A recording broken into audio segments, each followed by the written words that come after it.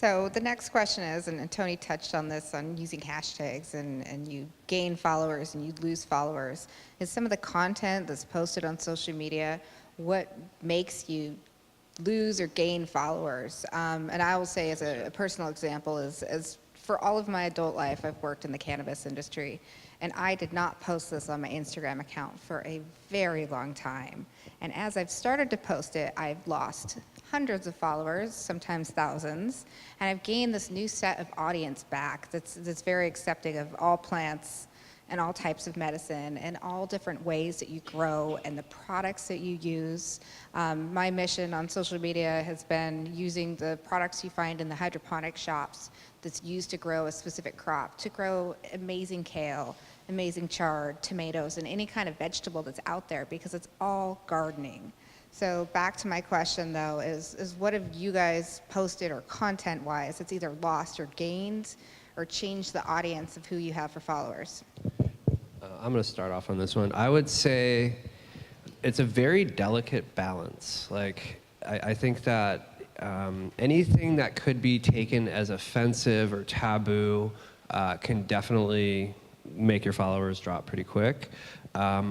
On the same hand, like you were saying, there's some people that are totally into that kind of stuff.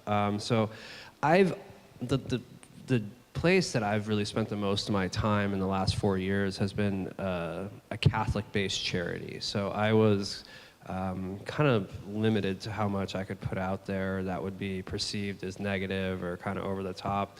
Another thing I would say, though, too, is posting too much, people will unfollow you. Like, that is, like, if you're posting like 11 posts in a day, you might think it's awesome, but not everybody does. Off-topic posts seem to be doing the same thing. And sometimes, yeah, so it's like if I'm like at the beach and post a picture of my dog that I think is absolutely adorable, some people just are like, dude, where's the tomatoes, you know? So I've seen that happen.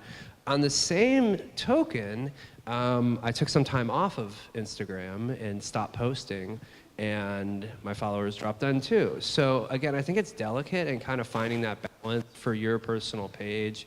And I think one of the main things that people are attracted to on social media is realness and not BSing. And, you know, if I've got a problem with a plant or a crop or my life, I'm like pretty upfront and honest about that. And I think that's really evident even through a 3-inch screen and an application. So I find that just keeping it real, keeping it consistent. If you see a lot of these folks that are like John Kohler, for example, like post videos consistently, you know, and I think that people appreciate that, they expect that. When they don't see that, I think that can cause a little bit of a, people want to back off or unfollow you. And I found that it's really more difficult to gain followers than it is to lose followers. People don't follow you really quick. One more thing that, I just lost my train of thought here. Yeah, I think that's good if I think of it. Who would like to go next? Yeah, I just kind of want to agree with them as well. Like, the content can really influence one way or another, whether you're gaining followers or losing followers, whether it's personal or about the subject that you want to promote. Sometimes you have to be tolerant to certain things. You know, I had a lady that posted, when I posted a picture about the Squash Mountain, you know, she felt that a lot of that food is just going to go to waste, and maybe it will. It's really hard to give out food sometimes. You know, you can be arrested for giving food to homeless people. So you have to be tolerant, but you have to be truthful. You have to be real. People love when you're real with them and you respond to them. And, you know, it's really impactful to be real with people.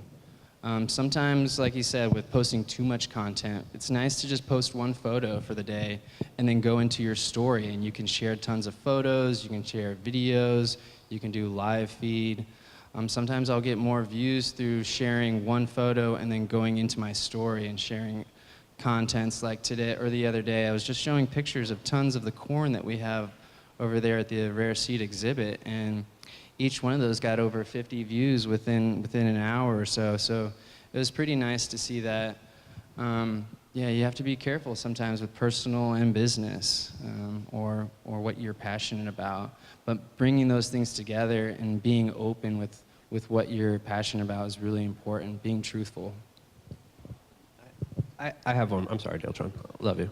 One more thing is if you're trying to sell something, people don't want to. It's a very hard place to market a product or an idea. Like I've had several brands I've worked with where I've done like shout outs, or, I have like a code, and those do not get the big like numbers. People are kind of like, oh, like where's the homeless garden or whatever. So I think it's a very delicate thing to actually sell or push a product or service on social media. I think there is a way to do it, but it's gentle and don't push too much. Well, let's go back to Seed Saver. Seed Saver's got an awesome handle. I think it is a universal name that people can, in a concept that is understandable in any language, in any culture. People identify as seed savers throughout history and throughout, just throughout time in general. What I'm getting at is that content should be topic specific, or on topic, as they would say. And when Seed Saver here, or Andrew, is posting things about rare seeds like corn that has not been seen before in this country, in the rare seed exhibit, it's getting 50 likes per photo within an hour. That's indicative of views even. Well, that's indicative of the type of target audience that follows you. I know that's what I'm looking for when I go through your posts. I'm looking at the pollinator here. I'm looking at the flowers in your garden, and I'm looking for the rare seeds. Like, I'm looking for that interaction. With Tony, I know because I follow him, that when he posts pictures of him and his friends on a boat, nobody really cared. But when he's posting photos of beautiful vegetables, and enormous amounts of them, or composting, it's got, well over 100 likes within the hour, really fast. So Daletron, what is some of the stuff for your content? All right, so let's keep you back on track. As Botanica Blanco, one of my projects that is a sponsor of the National Heirloom Exposition, our causeway is seeds, edibles, and tonics.